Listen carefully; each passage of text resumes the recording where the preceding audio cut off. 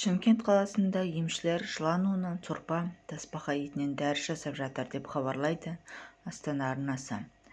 Шымкентте емшіліктің ерекше әдісін қолға алып, төсек тартып қалған талай жанның дертіне шипа тауып берген емші бар көрінеді.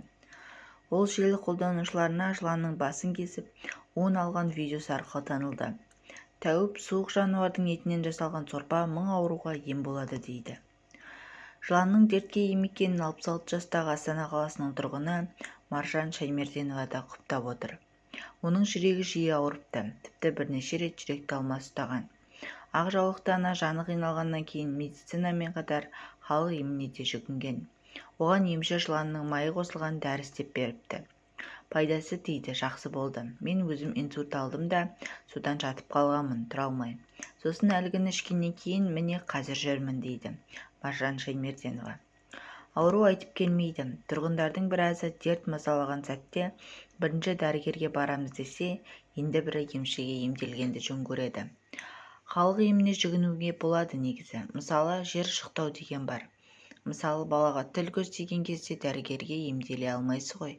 Ол бар негізінде. Мен сенемін деп сенім білдірсе, кез келген әркімге жүгіне беруге болмайды ғой. Біреулер сынған аяғын салдырады сондайларға. Талайын көріп, естіп жүрміз ғой, аяқтарын ақыр соңында кесіп тастаған дейді енді бірі. Ал өзін халық емшісімін деп таныстырған Омарбек Балтабаев қазір тәуіпке жүгінетіндер көп екенін айтты.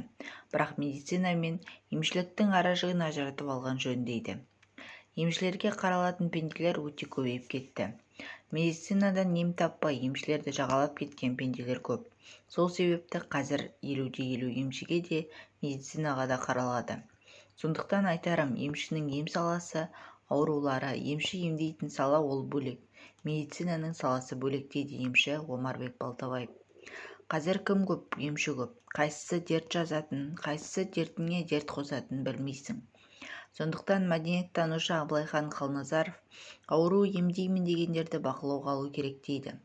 Айтуынша 90-шы жылдары белсенділер халық медицинасын жүйелеп, ақ-қарасын ажырату қажет деген бастама көтерген.